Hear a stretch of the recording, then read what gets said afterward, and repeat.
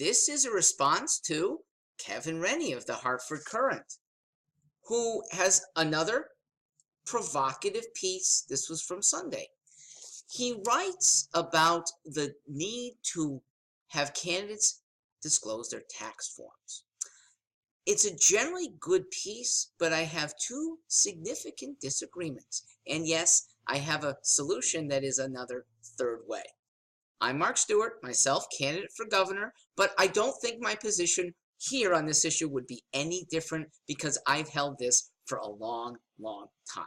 So Kevin has encouraged us to see or demand of candidates that they disclose tax forms really for two reasons: that they expose what might be undue wealth and that we might see hypocrisy. Undue wealth can be hidden by some of the worst offenders when they don't even put it in their tax forms. So the tax form has already papered over the offenses by some of the worst people. So it's not good enough. And here's the third way. Instead of looking at some mogul's tax forms, go to his company's former employees, former customers. Interview them. Did he treat you decently as an employer? Did this company do well for you as a customer?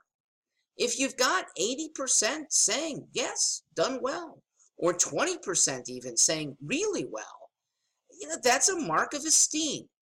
And in the meantime, you can and should keep tax returns private. A tax return may or may not expose hypocrisy, but not the way that Mr. Rennie portrays with former candidate Tom Foley. Okay? Tom Foley, fact, paid only $673 one year in income tax, and he's a rich man. But that doesn't mean that he's doing anything unethical. That doesn't mean that he has violated any tax laws. What it does mean, maybe, this is a bad tax code that allows wealthy people to take advantage in unseemly ways. And it might not even mean that, because maybe this is a tax code that engendered something good. Maybe it's something that propelled Tom Foley to channel good investments. Maybe because of the tax code, it encouraged charitable contributions, lowers his tax, fine, and gives to good charities, even better. So I hope that the tax issue becomes a non-issue. And I would like to see Ned Lamont, the real target of this, because he's earned the most money. I'd like him to stand up with me and say, it's not your business, okay? I have an ethically run company now. I've done ethical work in the past. How I run internally is not your business. Now, Ned might go further and say, taxing income in the first place is not the business of the state or the federal government. It is the worst way to raise revenue.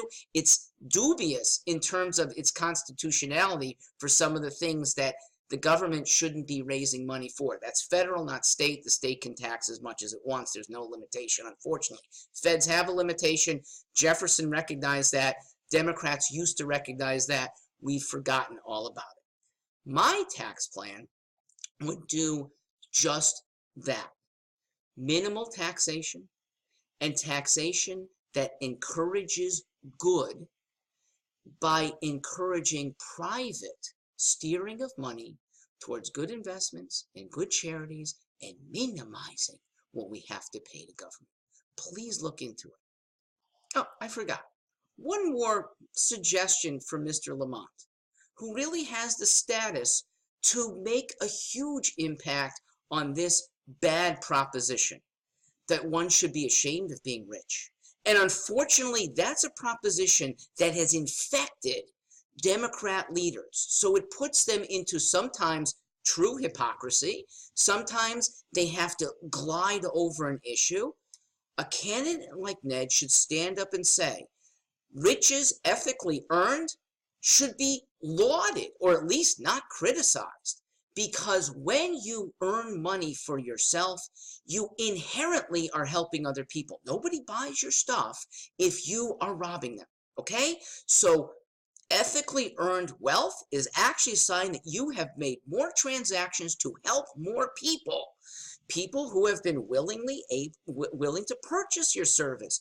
Good for them, good for the provider, good for Ned and Annie Lamont.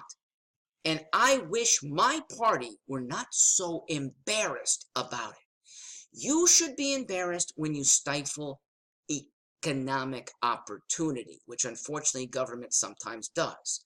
When people thrive because of open opportunities, you should revel in it.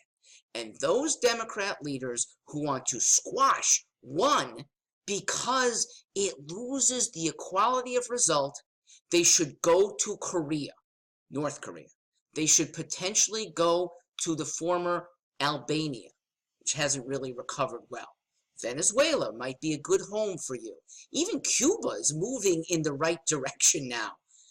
Our Democrat leaders are out of sync on the difference between equality of opportunity, which we all want, and equality of result, which is a horrible proposition when it's forced by government. Please think that over before you laud your Democrat leader. I'm Mark Stewart, yes, still a Democrat, but independently running for governor of Connecticut. Thank you.